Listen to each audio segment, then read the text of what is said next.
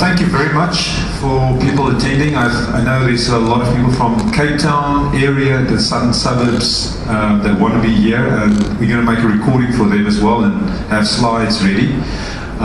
But thank you for people coming far. I see there's more people coming in there as well. What I would like to do before we start, first of all, thanks to LaunchLab, and we've got Pius, and I think David Krieger is also, where's David? He's around the corner, okay. Pius is, what's your role? Yeah? I am Community Liaison Officer for the LaunchLab. Yeah. That's it. So Pius is going to also present today, and he's going to talk about collaboration between MIIA, the Machine Intelligence Institute of Africa, and LaunchLab, and we've got some talk about the hardware of humanity project, and that's your name for it. And I remember the previous, there was a business mixer meeting where I presented that, but it will be great for you to present that tonight. So thank you very much, and thanks for the venue. Appreciate that. Just quickly in terms of what we have available here. Luke in Damascus Coffee is still, if people want coffee, he's probably just going to be here for another 5-10 minutes. So if you want coffee, you're welcome to buy. But we do have water there, we've got wine, we've got beer, we've got snacks and stuff like that as well. So we'll bring this. As a matter of fact, it will become, when we, just after the talks, we'll interact and you can have your drinks and stuff like that. But the water is available if you want. If you're thirsty. Okay, so restroom is just, if you go here and to the left, you will see it's there. And I think, Pius, that's about it. Well, it's nothing else you want to say about LaunchLab and so forth. We can maybe afterwards we can talk more about that. There's a few people here that haven't been here before. Okay, so the agenda for today, as communicated via our channels, LinkedIn and everywhere, it's 4 things. So it's a shorter menu agenda than the previous time. We've got less speakers. We've got 2 things that I want to present. The first thing is I'm going to present on solving intelligence and solving real-world problems. And I want to talk about a collaboration between Cortex Logic and MIIA. And we've been talking to corporates about this, and we actually talk quite a bit about MIIA and the people here, and I want to see who in the MIIA community also share that similar kind of vision that we have. And I know there's a number of people here that's interested in advancing the state of the art in machine intelligence. We had some really interesting talks about that. So the first part will just be that. Then I'll do a quick demonstration of Bennit. Bennit, the virtual production assistant. It's built on IBM Watson services technology. On YouTube, I do have a video of the presentation and the demo. So if you want to look at that in more detail, but I hope I've got internet. I think I've got internet here, where it's absolutely needed to do the demo because it's cloud-based solution, and you actually make use of Watson services in the cloud. So we'll see what it works. Then we're going to jump to Paul Saunders. We've together founded the Data Science Academy, and you're going to give an update on where we are. So we've been speaking to a number of corporates about that. Seems to be a significant interest in that, and I know there's people even here that's interested in some of these training courses for the modern data scientists. And for me, it's not just the modern data scientists, it's also just machine intelligence expertise. So we will be looking at courses in that area as well. And then we're going to end off with Pius' presentation. He's actually going to talk about the fourth industrial revolution and humanity of hardware project, where it fits in. So looking forward to his presentation as well. So without further ado, let's start here. I've been using this as my front end slide for a number of talks, but it really captures a lot of what we're trying to do, even with MIIA, where we want to use exponential technologies like machine intelligence and data science and all of those kind of things to help transform Africa and help shape our future. So this title is all about that, shaping our future in the smart technology era. And people like us that's interested in these technologies, that's got skills, and we see the problems, it's how to actually connect it and how to address those problems. So, and this talk is about that. So let's fire away. I'm going to skip. Maybe I just want to quickly say that for me, a personal mission, and even with MIIA, is solving intelligence for a better world. You see, what can we do with this technology to, how can we advance the state of the art to create intelligent systems to really help us excel and solve our problems. So it's always about this. And even the company that I've been the longest with, my first company, Season Systems, was really about applying artificial intelligence, neural nets, decision trees, technology in solving problems in various industries. So it's really kind of a life mission as well. But I think there's so much more to do in this regard. And just as background, I've published an article on LinkedIn. And if you're interested, I recommend that you read that because it provides a nice background in terms of the topics, what are the issues, what can AI do right now, and what can't it do? There's something about that. So just an accurate understanding of reality around artificial intelligence. And Andrew Ng, the guy that was at Stanford, and he's now the chief data scientist at Baidu, he wrote an article on that, and I've commented on that article as well. It's maybe worthwhile reading that. Then the next step is about what is the current state, and it's actually fascinating. If you just read tech news, and you see what Microsoft, Google, Apple, Amazon, and all these players are trying to position themselves. And even General Electric, the company that I sold my first business to, they are partnering with this and Microsoft. They're investing billions of dollars in becoming a software and analytics company as well. So it's fascinating to see what's happening. And there's so many startups.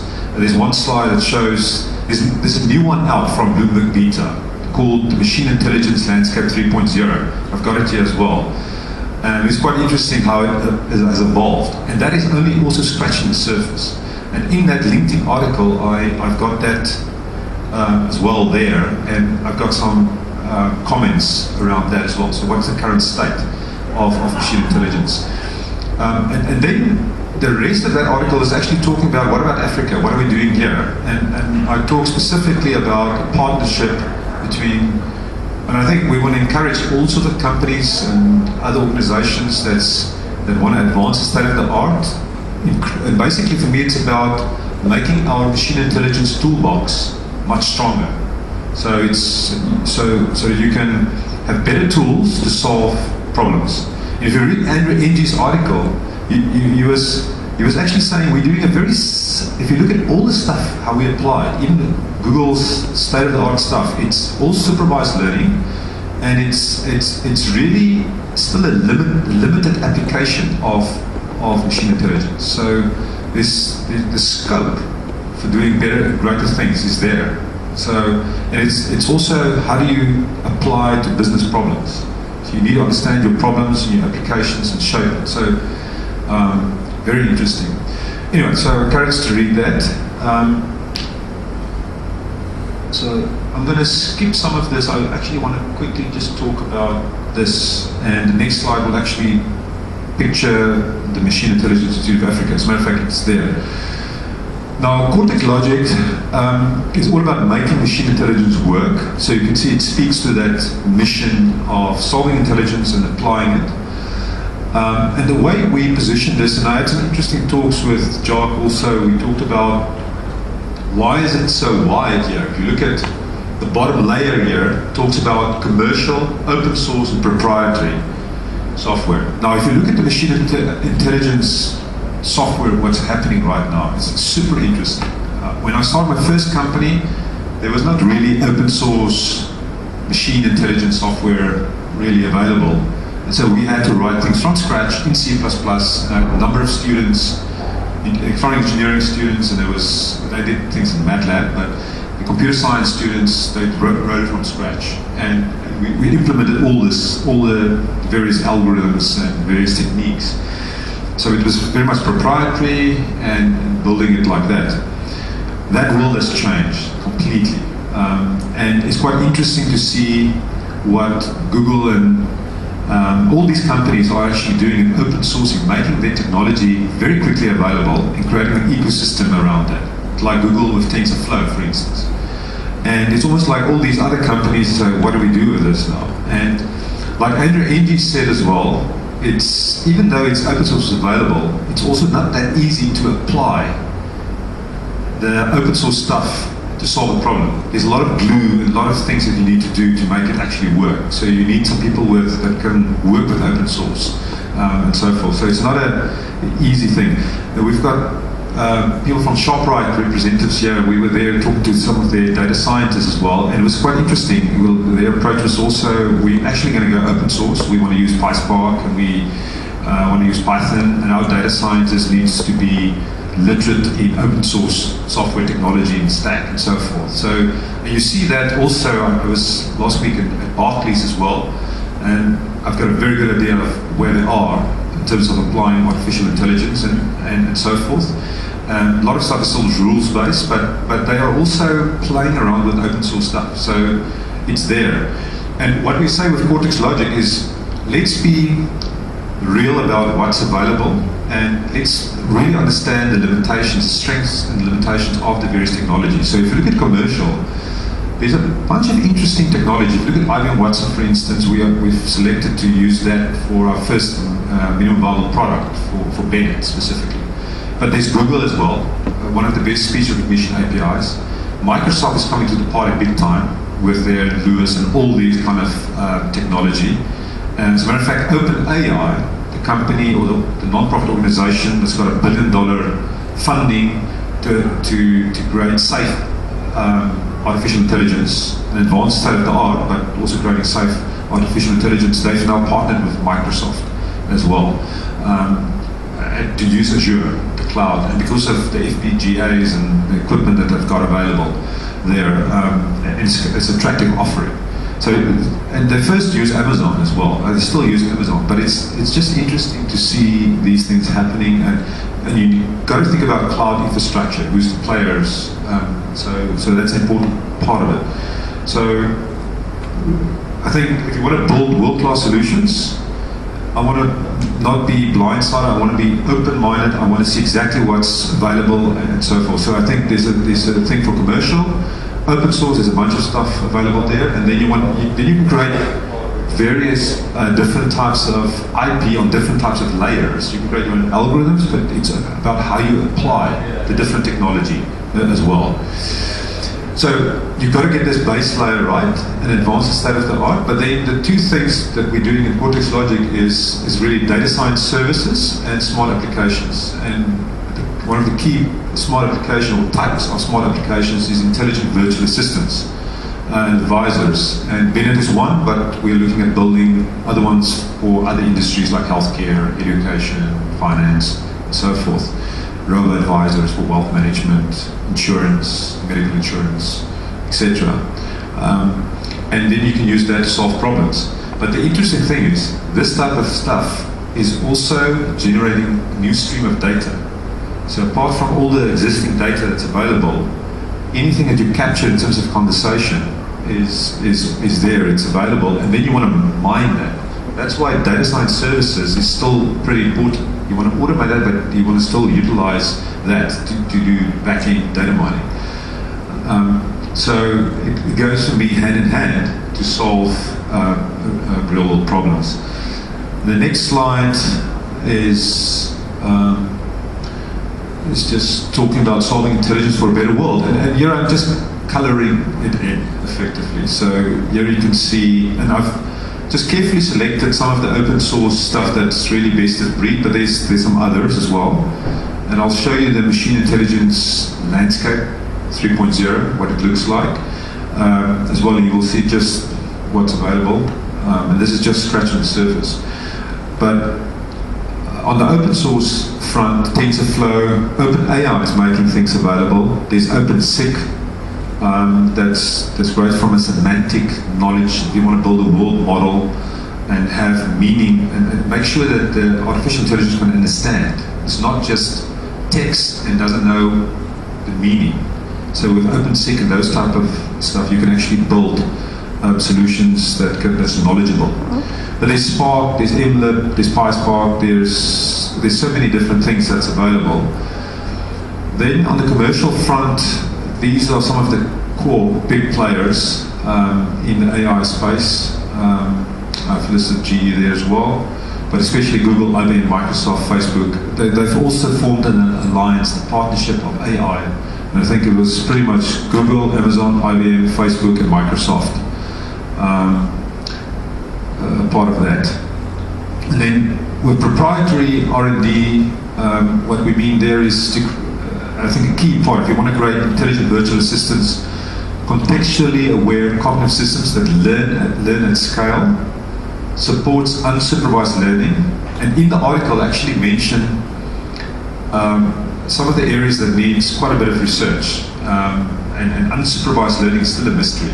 We're currently using unsupervised learning for people that's knowledgeable on this, more in terms of dimension reduction. If you think about PCA and so forth, if you think about K-means, for instance, utilized for clustering or self-organizing feature maps, it's all clustering and so forth. But there's a lot more that we need to do on unsupervised learning. If you just think about the human brain, there's a lot of things that we do in an unsupervised fashion.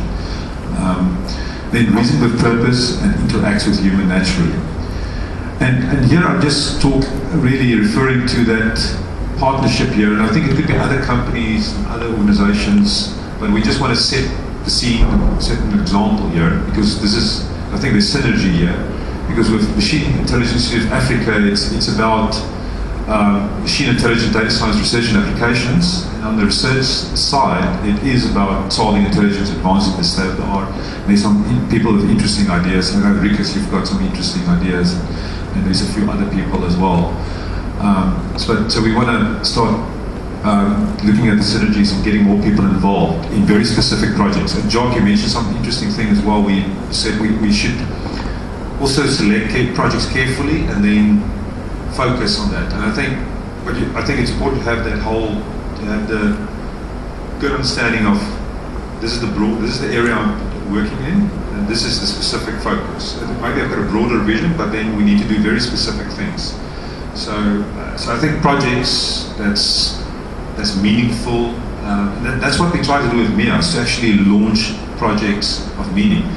Now, what was interesting when I spoke to Barclays last week, they've got some research projects, and we said we've got a MIIA community. There's 340 members. Not all of them are data scientists, but a lot of them are people that's capable and can do things. So they see this as valuable. They say, okay, great. So maybe we can actually start doing research projects and getting people involved. So this could be a vehicle to do that. And then we want to collaborate and partner with other organizations like OpenAI and all these other ones as well. And we want to contribute to open source projects where it makes sense to do so if we utilize them. Okay, so those were the two that I wanted to talk about. Before I get to Bennit, maybe just this. I talked about smart applications, and just as an example, intelligent virtual assistants and advisors are part of the next tech revolution, as you can clearly see. Google, for instance, Google got the Pixel phone, they've got Google Home, they're trying to compete with Alexa and so forth, and Siri and so forth. They're now capturing, they've got already the world's search data and stuff, but I think they're trying to capture a new stream of data, that's conversational data. And they talk about the transition, 2017-18, and then I think 2019, with all the data that's available, and a lot of people are using their assistants, I think it's going to be super interesting. Because deep learning and those techniques needs lots of data. It's data hungry, and you can create some very compelling solutions just based on what we have right now, in terms of supervised deep learning. But I think there's so much more. Recurrent neural nets, even with that, there's quite a bit of stuff. And DeepMind is using reinforcement learning and really moving forward in that regard. But anyway, intelligent virtual assistants, I've just listed some examples here and things that we are looking at very specifically. So the one that I will show tonight is Bennit, and that's focused on manufacturing, production environment. We're actually doing that, looking to do that as a POC for Goodyear in Cleveland, Ohio, and then there's a number of other companies that's interested.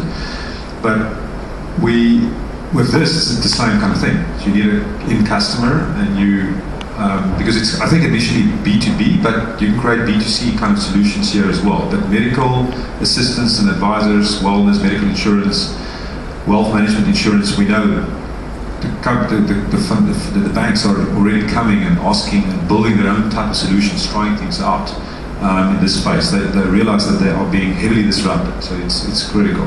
On the educational front, if you think about knowledge assistants and tutors, there's some specific ideas actually on the slides, but I'm not going to go through that. There's personal shopping. IBM, for instance, acquired a company that provided an advisor for personal shopping, or assistant for personal shopping as well. So call centers, huge business case there, and there's a bunch of other things as well. And this is just showing assistants that go from just giving information to providing assistance to providing advice and instructions. We actually go all the way to helping on that front. Okay. So I think, just in the interest of time, I'm going to skip all of this, and maybe what I want to do is just quickly show you.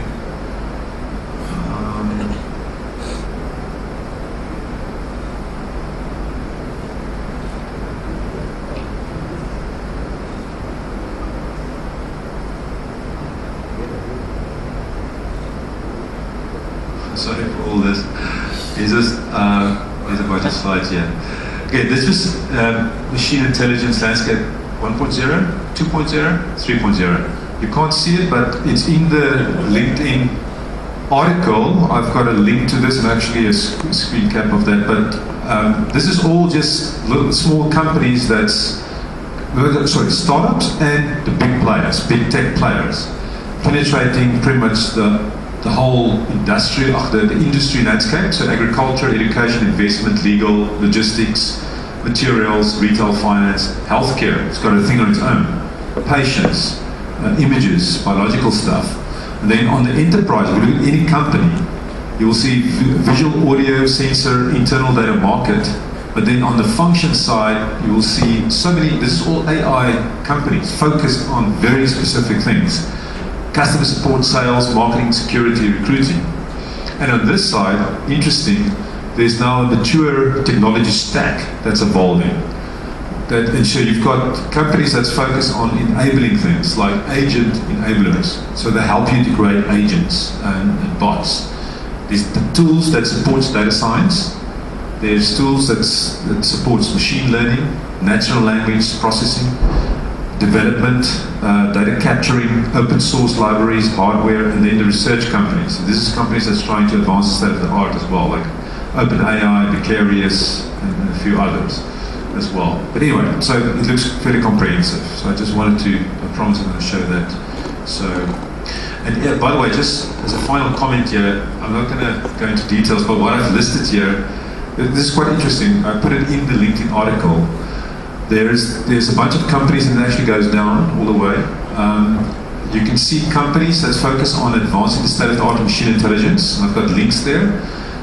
I have an indication if it's a non-profit. I've got an indication with what country, and then the focus of that particular organization or company, and some of the leading individuals in there. And I've even put MIIA on there as well, because we're representative of Africa, and we wanted to show different countries and continents. Okay, so Bennit, I'm going to be fairly quick with Bennit.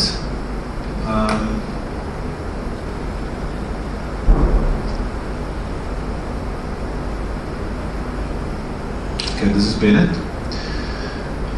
So I'll do a quick presentation, very quick, a few minutes, and then I'll try and do the demo. Hopefully the internet connection is good.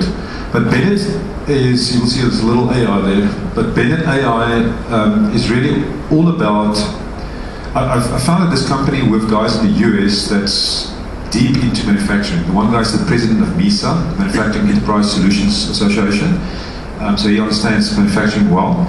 And at General Electric, we all worked in that space, manufacturing space, as well as industrial space. And the other guy is also GE and Rockwell.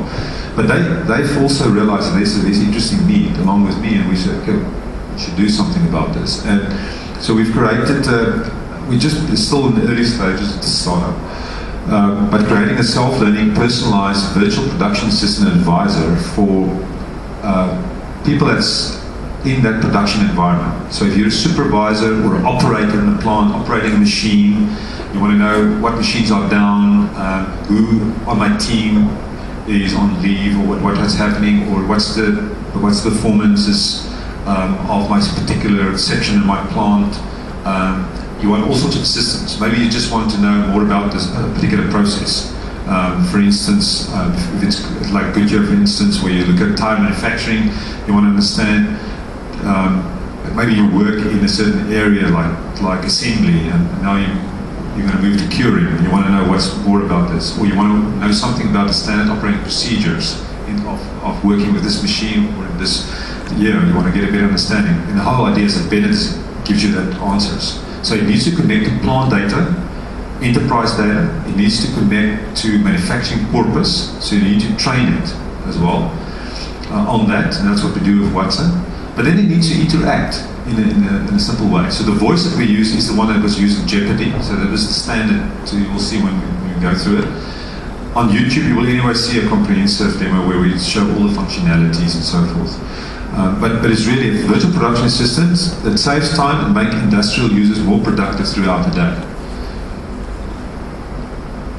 And how does Bennit save time and make industrial users more productive throughout the day? And it's really, you can bring in, optimize even personal time. So ask maybe questions. If you give it access to your calendar and emails and those type of things as well, it can tell you, or say for instance, it's got access to weather, what's the weather like, or whatever, or how it's going to impact. So this is stuff that you can anyway get with Google Assistant. By the way, I've played around with Illah as well, Google's Illah. It's quite nice. And Siri and so forth. I've got an iPhone, so I'm using Siri as well. I'm actually using Illah and Siri. And I've also played around. Barclays has got APSA's got a chat bot on Facebook Messenger that you can play around with if you're at Barclays. But it's very limited, so dumb. But it's still quite interesting. You just talk, or you can just specify it. You don't need to. You can say pay Peter 10, and it will actually look up who's Peter, and it will know it's 10, and it will confirm it, but it will actually do the transaction for you. So you see that these kind of things are happening. But here you can see it's obviously using AI technology, but you need to have natural language interface, natural language processing, user input. And what we also bring in here, which is quite a differentiator, is you've got lots of experts, maybe people that's retired or people that's available, that's knowledgeable on a certain machine or plant or whatever, and maybe you sit in a situation, you're a supervisor, and you just want to test ideas. And so this could also be a way, apart from this manufacturing corpus, to actually get them involved as well. And you can say, okay, and maybe you've got these kind of people that you can access via this as well. And I think the integrated devices systems is obviously important to access plant data. So it's okay. So MIIA production supervisor loses. This is just one use case. Loses up to 1 hour of productivity every shift change. So this is something else, very practical. They need to go from one shift to another shift, and they are less productive when they do that. So you want to optimize on that. You want to save time.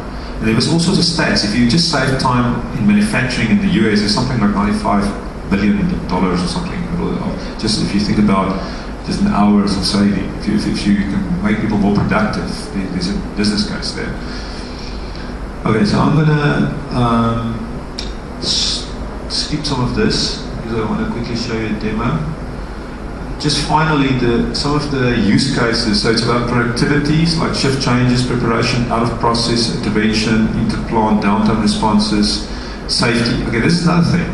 I know the guys at Shell, for instance, they want something that helps facilitate, record anything that's close to a safety incident. As you know, plants that are very serious about in the industrial world, it's different to any other place. They want to make sure that they've got the safety issues down to zero. So and they are penalised heavily if it's not the case. So they've got a great incentive to make sure that things are safe and secure for people working in that environment. So anything around near misses and recording of that, checking on people, all of those type of things are valuable. So if you've got a cell phone, or you've got I've got here an example of a Texas Instruments sensor tag. And in the demo, I'm not going to show it tonight, but you've got buttons that you can press. But inside, this is like, it's got the same sensors as a phone as well. You've got GPS and accelerometer and all sorts of stuff. If you start moving it around, then that information, if it shakes and you fall down, whatever, you can pick up on that. So it's same with the phone, so you can do that. But there's panic buttons. You can use one of the keys as a panic button and stuff. You press that, and I've got examples of that where it actually creates on the phone. Suddenly it's an alert message, and it tells you it's something wrong. What's going on? So it tells you just because I've pressed this button, and then you can act on that. And it actually kicks off the safety dialogue. Try to record things, and so I can call 911, or it's obviously in the US. And then the other two is around quality, knowledge, just getting more information about what's happening there, and then any risk-related things is also important. Okay, and there's probably not time now to go into the architectural things too much. Maybe the only thing I want to say here is, this is maybe interesting. So you've got your web apps or mobile applications. What you have on the server side is a bunch of things. You need to have, obviously, on the provider cloud, mobile, runtime environments, and so forth. And here you can see your intelligent services, like IBM Watson, for instance, that we're using here, but you can plug and play. You can decide you want to use Google Speech Recognition API, or you can use for certain things TensorFlow, open source things, etc. And then if you want to connect to devices, you've got IoT platforms. We've been using Watson IoT to connect to these Texas Instruments sensor tags. But you can also hook up directly to your plant enterprise data as well. Also via IoT, like Telet, for instance, but via web APIs you can access this information. But on the data side, what's interesting, here you have, first of all, the user context. And that's interesting. So where you can decide what information you want to capture. So in our case, we're capturing, first of all, the basic information about this individual. So where is he, what kind of work does he do, what's his role, responsibilities, and where does he fit in, and so forth. And maybe what devices are registered with me, what sensor tags or whatever. But I think the other thing that's interesting here is you want to capture daily interactions. You want to detect patterns over time. So you can actually capture in NoSQL, in the cloud and NoSQL database, you create documents that captures daily information about users, and then you can mine that data and you can provide all sorts of interesting analysis on top of that, which makes it interesting. So that becomes very valuable, and a new type of database, a new data stream is interesting. Manufacturing corpus data, expert data, and you've got obviously your plant and enterprise. But now you can look at other things like finance and so forth. You've got the same kind of thing, actually. You're also creating a new stream of data there effectively. Okay, so I'll skip the rest of the slides. So let's just see if I've got, I'm gonna go to internet. Well, by the way, this is the article that you can read. So I've got Bennit open here. Let's see, I've got internet. So what I'm going to do is, let's just refresh this. Hi, Jacques. I'm Bennit, your personal production assistant. My sole focus is to save you time and help make your life better. Jacques, your user details are as follows.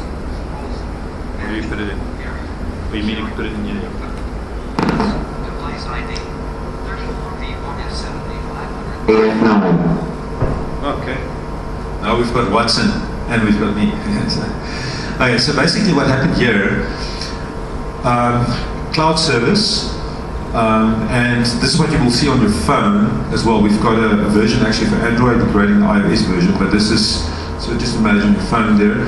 You will see buttons there. This is where you can actually speak to it if you press that, and that is when you actually enable IBM Watson to actually do the speech to text. So basically what happened here is, because I've already logged in here with my Google authentication, it authenticates that it's me, and that's why it says not just hi Jacques, it says hi Jacques Ludik, because so, and it comes up, I'm Bennit, your personal production assistant, and this is what I want to do. And because this information, I've done this before, it just goes back to that user database, the SQL Cloud database, and just picks that up. And it says my role is management, my area is queuing, my equipment is press, and that's my device ID. And that device ID is actually my sensor tag. And then you can also listen to other sensor tags and so forth. So it brings that up straight away. So now I can say, actually, okay, I'm going to quickly type. I'm going to just like this so you can hear me. So I'm going to say,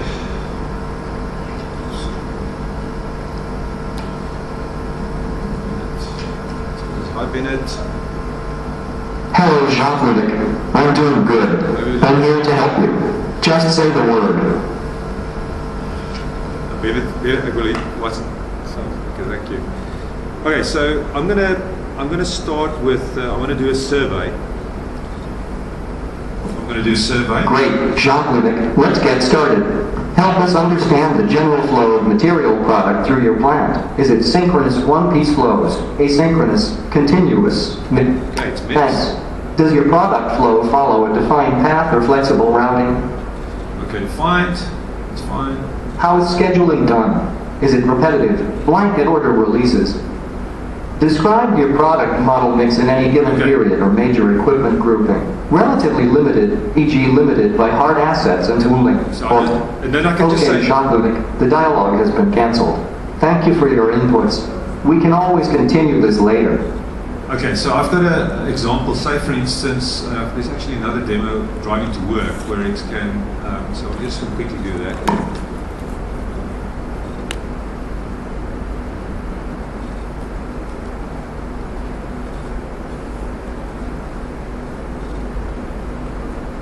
Hi, Jacques Ludik. How can I help you?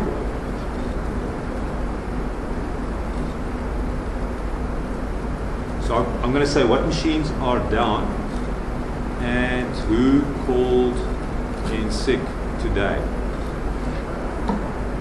Jacques Ludik, sure. The equipment in your area that is currently down is force machine 10 in the warehouse conveyor. 2 people from your shift have called in sick.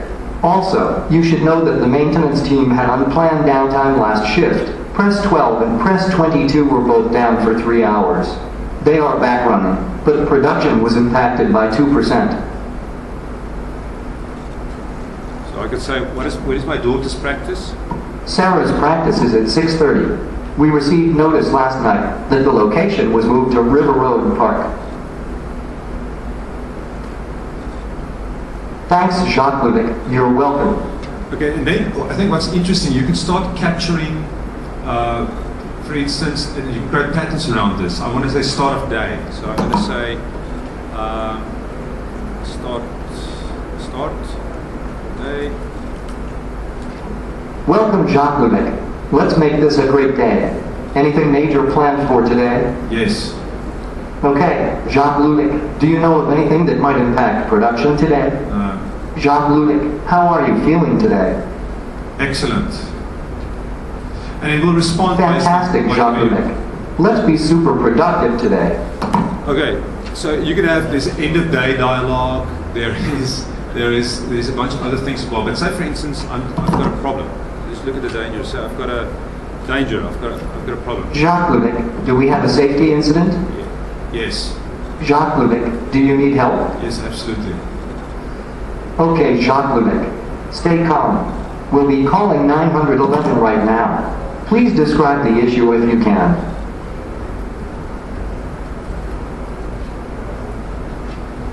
Okay, I was almost hit by a forklift. Thanks, Jacques Ludik. Much appreciated. The incident has been captured. Are there any additional information? Safety report. Name, Jacques Ludik. Role, management, area, curing. My apologies, Jacques. I said to him, stupid. I'll do better next time. And he will react to that. And if you, it's just the standard things around. You can ask him about weather, and you can do all sorts of different things. So it's fairly robust, handles a variety of different responses. But say, for instance, I want to ask something more specific, like domain knowledge around my plant. So I can do the following.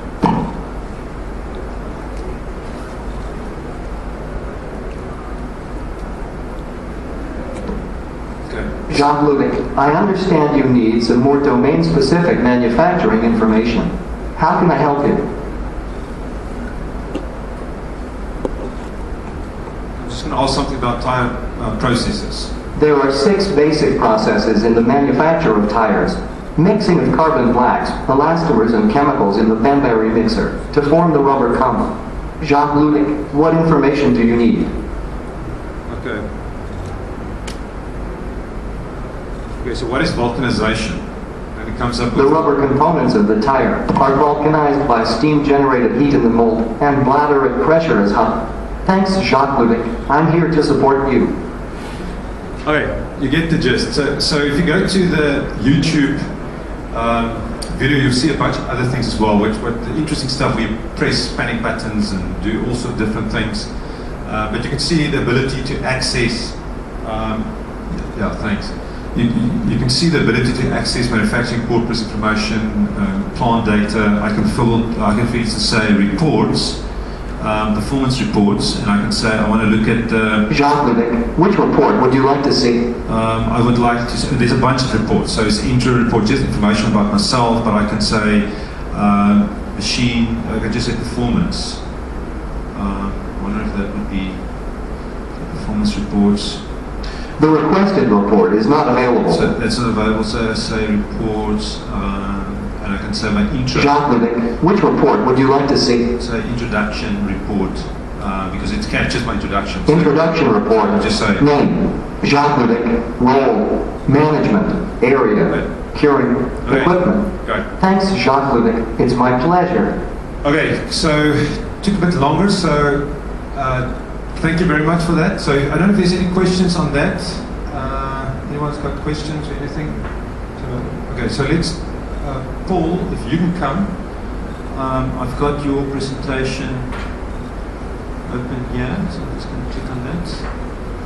Paul's just going to give an update on the Data Science Academy, and there is the slides. All to you, back to you. Excellent. Thanks, Jacques.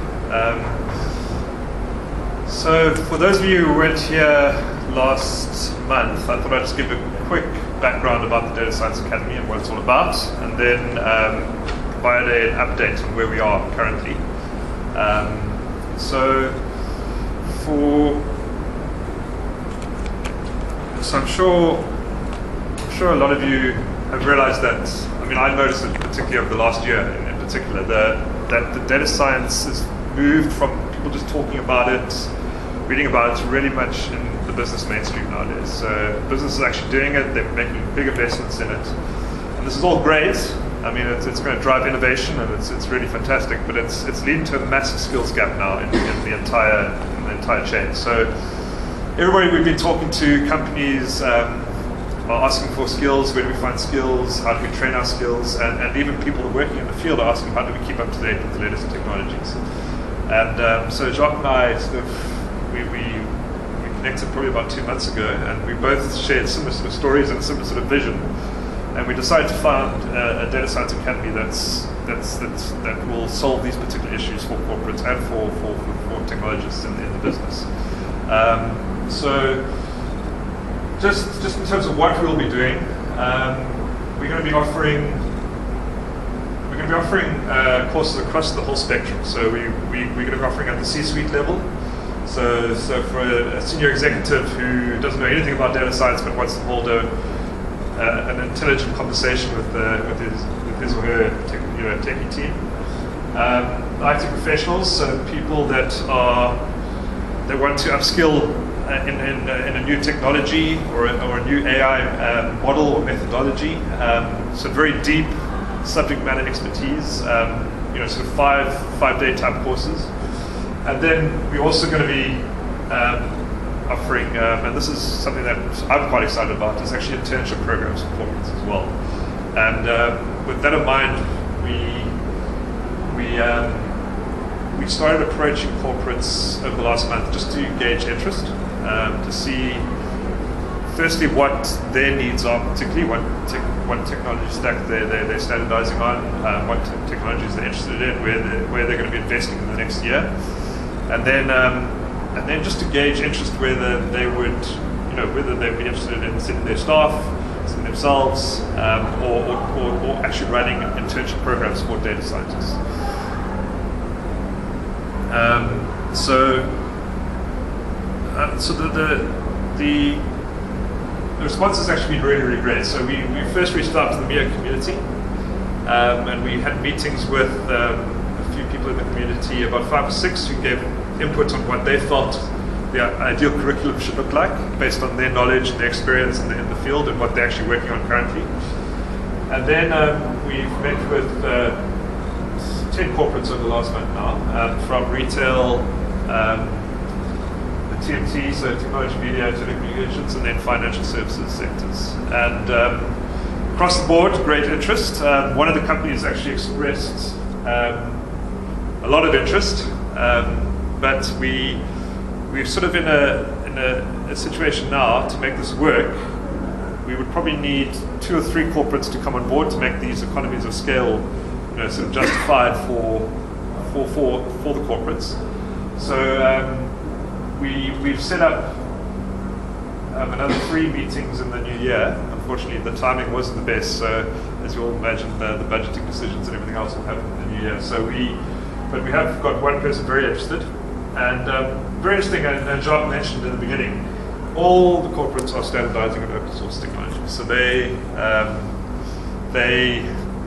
really are looking at your Pythons, your PySparks, and that's, it's license fees aren't there. You can do pretty much exactly what you can with the licensed technologies. So that's formed our thinking about how we're going to actually start constructing the curriculum. And now Jacques and I have put a very high-level structure together around what the curriculum will look like, but it's very much based around the Python, PySparks, Jupyter notebooks, the technologies that the corporates actually mentioned, and the community that we spoke to. And we'll hopefully be launching our first course at the end of January next year.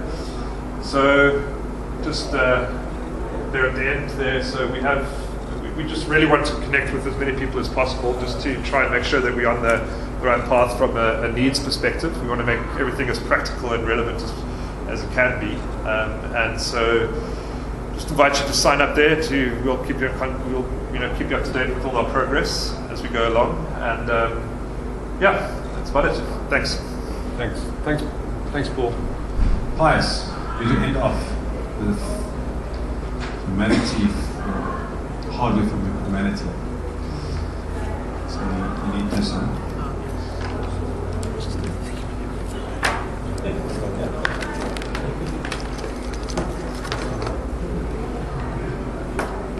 Almost there. Food and drinks, beer.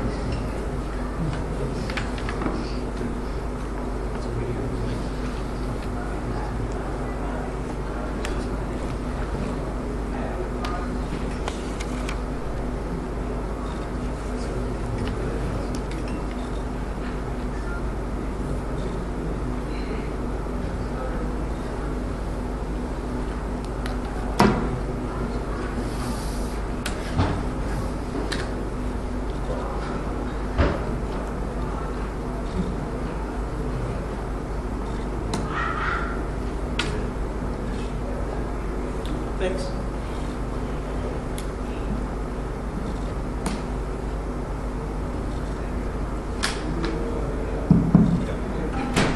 Thanks, Jacques, for the opportunity, and welcome guys to the LaunchLab. How many of you have been here before? Have you ever had the opportunity to be? Okay. For those who are here for the first time, we're a business, incubator that is trying to accelerate the way entrepreneurship and innovation is done, with an African focus.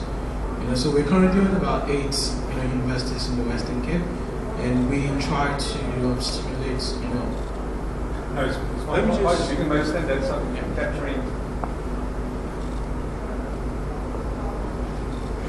No, it's fine. We can hear you.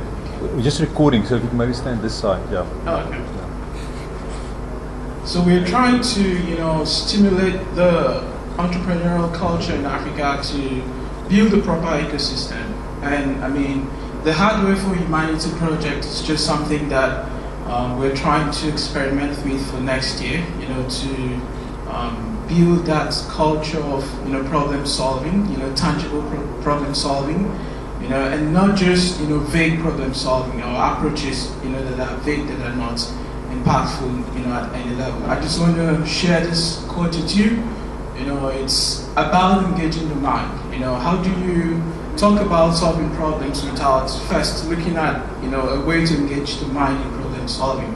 And I mean, just to read it out, our species needs and deserve a citizenry with minds wide awake and a basic understanding of how the world works. And in sub-Saharan Africa, most people are detached, from that understanding of how the world truly works. And for me, I am very passionate about seeing us play a very specifically tangible role with the Industrial Revolution. But you cannot play when the whole of the continent is largely detached, from the realities of, the 18th century. I mean, bulk of the continent is still in darkness. We haven't even, we don't even have a single, say, world-class, industry that is able to compete with, say, maybe the Intels and the HPs of this world. There is nothing of such that is of African origin, and you cannot talk about changing the way Africans, play with the rest of the world without talking about changing the way young Africans think. So one might want to think that there is a lot of hopelessness in the air. There is still a little bit of hope, and that hope lies with the younger generation, the millennials. So for me, I can confidently say that I am in a position where I want to give everything to see that the younger generation behind, gets to come to terms with what the reality is, which is the reality of, creating value, and how do you create value? You create value from, from generating idea or ideation, and that transfers to organizing that idea, and that also grows into intellectual convergence of that idea into what can be an aggregation, of value all around. And that can potentially lift people from the lower class, at least the middle class, and if you've got value that I'm looking for, I can afford it, and I pay for that value. And I mean, it's just going to be that exchange of resources, that grows, societies and communities. Because the reason Africa is still in pain and in hunger is because a lot of people are not using their imagination to its full potential. I mean, if you come to a place like Stellenbosch, you can come to a place like Stellenbosch University and you see that things still work. He was just telling me earlier how the municipalities differ, in terms of how they appreciate innovation and forward thinking, and that is the only way we can have prosperity. That's the only way we can have, sustainability and growth, as a continent. So the Hardware for Humanity project is something that is, it's just that opportunity that the continent, has been longing for, to be able to bring a critical mass of young people together, give them a lot of resources and a lot of tools to be able to solve real-world problems, and be able to create value not just for Africa, but for the rest of the world. Just to run you through, you might have run into this this slide a couple of times. I was saying earlier, this is where Africa is still not even playing. We're not here yet, And by Africa, I don't mean the crop of Caucasian communities that are owning businesses and are selling those businesses to, customers overseas. I mean the guy in Kenya, the guy in rural Rwanda, who's got no opportunity to power his farm with any form of energy, not even cattle. He's got to do that labor very manually. Where I come from, they used to say that there is dignity in labor, manual labor. But I mean, gone are those days now. If you've got a sort of aided intelligence or technology that can help you solve your problems, then you can accelerate your contribution and you can increase your contribution by setting a vision and dictating higher, tasks and responsibilities for that technology to solve, and that is what the Machine Institute of Africa is all about. That is what the LaunchLab is all about, and that's why we're gathered here today. So the imagination needs to be unlocked in young Africans, and I think MIIA is on the right track to actualizing that. And I mean, I'm here all the way from Nigeria in the LaunchLab today because I believe the LaunchLab has also got the opportunity and the potential to unlock the minds of very young Africans on the continent. So this is just a slide that I'm also very passionate about. There was a time where the new kid on the block was agriculture, and the work ethics that followed, and that consistency and that growth and that build-up and that sustainability, a sort of a cultural evolution, as people like Jacob Bernowski will want to classify it, is what has pushed that civilization forward. And after the Renaissance, when another new wave of thinking emerged, and even from the Renaissance to the point, of Industrial Revolution, the focus of man shifted from just tool and agriculture and with farming to something more tangible. The scientific discoveries, discovery of rare elements that led to, or that leads, to creations of massive, technological leaps like the computers that we have, from silicon, for instance, and not just agriculture anymore, but the use of that rare element in our natural world to create things that can make our lives better, is what has really given us that credibility and that confidence to push forward. And just to read that for you, rare elements are a series of chemical elements found in Earth's crust that are valid to many modern technologies, including consumer electronics, computers and networks, communications, clean energy, advanced transportation, healthcare, environmental mitigation, national defense, and many others. It is found everywhere. And the reason I'm showing you this slide is because in Africa today, there is no indigenous company that manufactures, vehicles. It's either mass-produced, it's either assembled here, it's either assembled here or imported from Europe and Asia. And I mean, we read about China every day. The reason China is on top of the rest of the world is because they were able to combine the milestones of the first, second, and third industrial revolution to push themselves to be competitors with other first world countries. That's the difference between China and the rest of the world. And they had a little bit of icing on the cake, and that icing was the fact that they could sell internally and even, grow the economy locally because they are over 1 billion people. That's the difference between China and any other third world, economy. The fact that they really, really were serious about changing the way. I mean, I go on the streets and dub streets everywhere, and I see Chinese tourists. That was impossible in the 60s, even though I wasn't born then. But I mean, lives can change if you look well within your physical environment and you stimulate yourself with the rare elements that are in your physical environment. And I mean, we need to be able to get to the point where we give our lives for the next generation, so that because we're a species that is very powerful at recording our behaviors, and recording the things we learn as we behave, leaving a lot of data, for the next generation to mine that data and make use of that data positively. We can do, everything that we're set out to do. We can really leave a very colorful legacy for the next generation to inherit, and that's why I'm very passionate about this. Just to show you that the cell phone you're carrying in your pocket is also made with various rare elements, components. But people don't know about this. The young generation doesn't know about it. Our educational system does not emphasize on how valuable, the tangible aspect of productivity and creation is. How you can really, really put food on one table, and not just one table, but 100 tables. Yeah. So for Africa, the focus is really, really on education and skills development. I didn't say education or education alone. I didn't say knowledge for the sake of knowledge. It is knowledge for the sake of impact. How much do you know, and what problem can you use your knowledge to solve? And also the second would be building sustainable governance system. It's so painful that indigenous African companies try to push, they try to grow, and they try to stay sustainable, and one policy just comes and it cripples everything.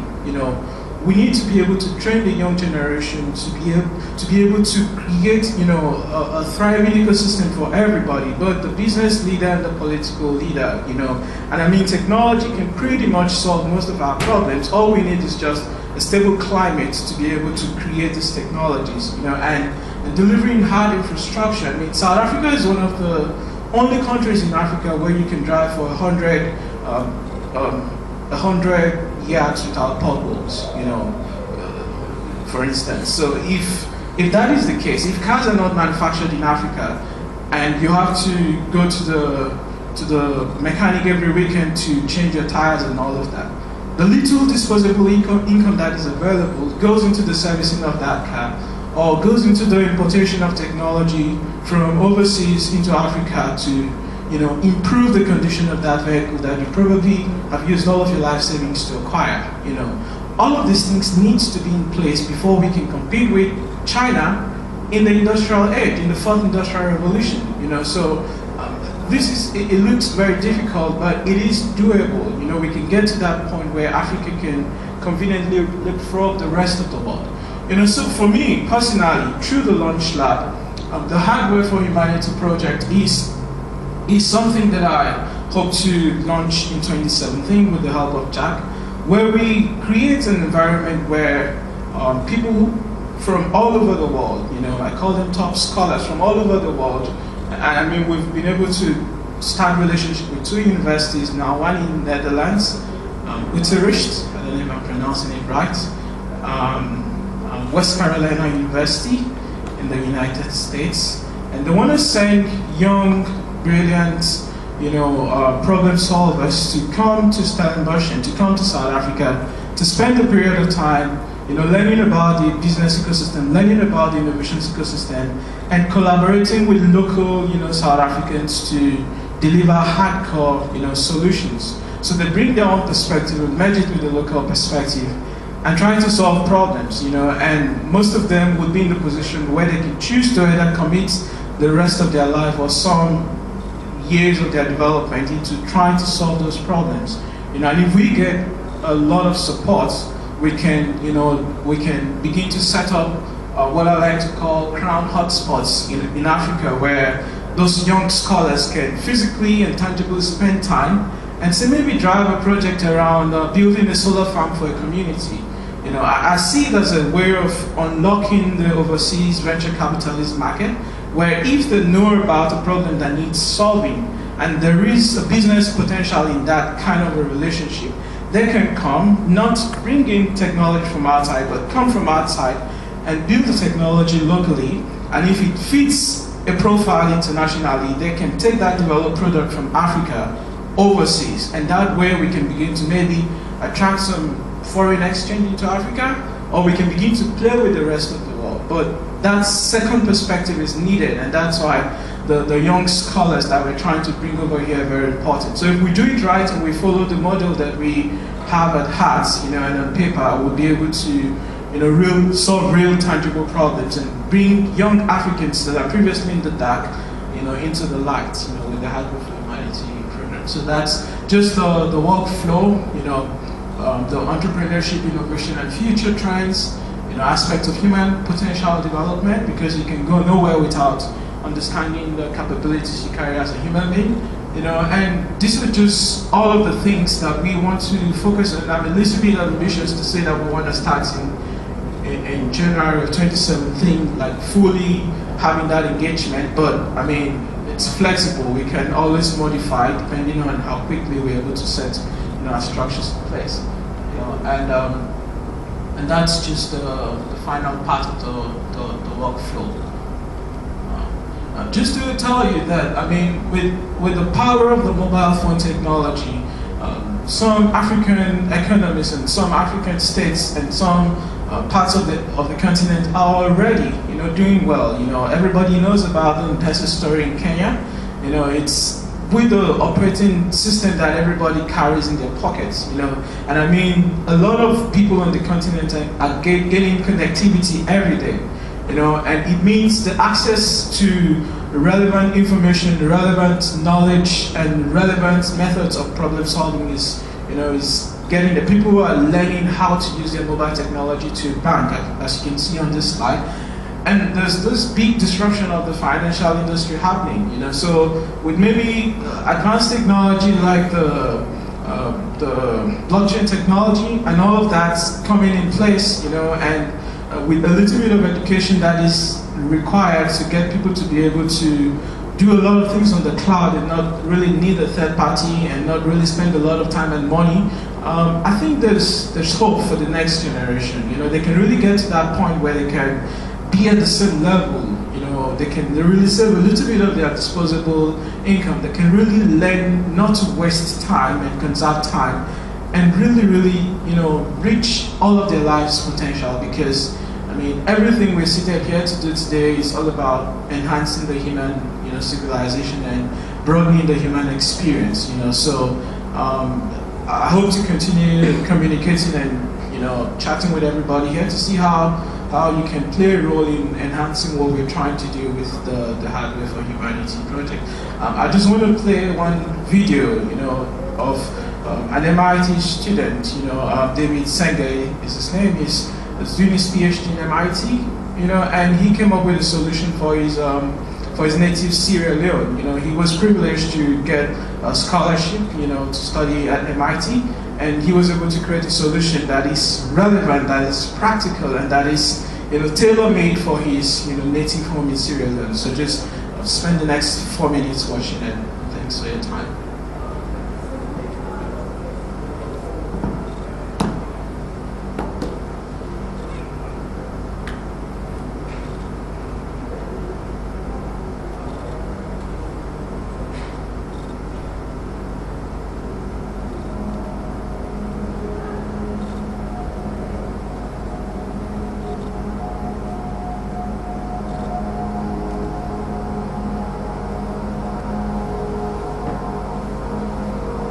When I was trying to think about whether I wanted to go to graduate school or not, and I got to meet with Professor Hugh Herr at the MIT Media Lab, who's my advisor, and he's a double amputee himself.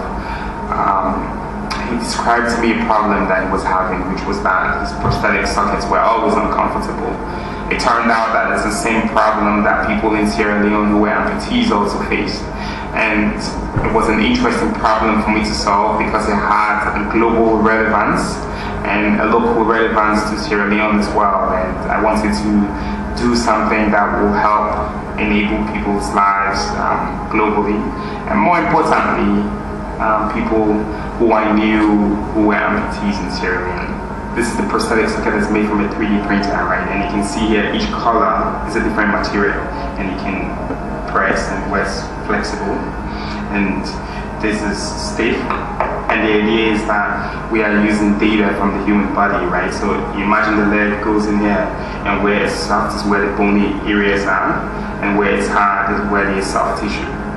And so we are getting multi-material designs to relieve pressure over the bony protrusions to reduce the strains on the body, such that the person doesn't have pressure sores and the person doesn't have blisters and the person is much more comfortable. That's really all what we want, because if the patient is comfortable, they will do more, they will work more, they are much more healthier, stay out of the hospital, and be happy, normal citizens.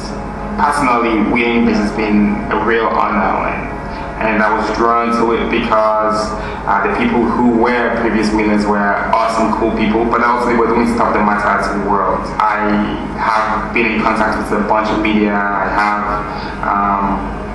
more directly I've spoken to people who wanted to help me expand the work that we do in Sierra Leone and in other communities. We've engaged with people from the Boston area who want to support this work. I also run a series of national high school innovation competitions in Sierra Leone, Kenya, and South Africa. So I was excited about being part of this network of people who, on one part, were thinking about the problems as inventors themselves, but on a significant level, they cared about how you enable other young people to think that way and to problem solve and to hack and to design.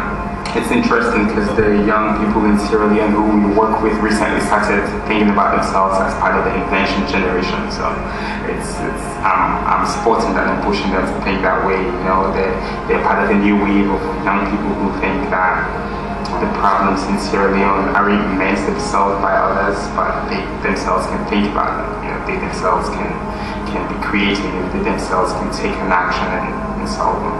I think it's important that with the resources that we have access to, we're able to think about problems that have global implications and problems that touch us personally, problems that will make somebody who we know's life slightly better.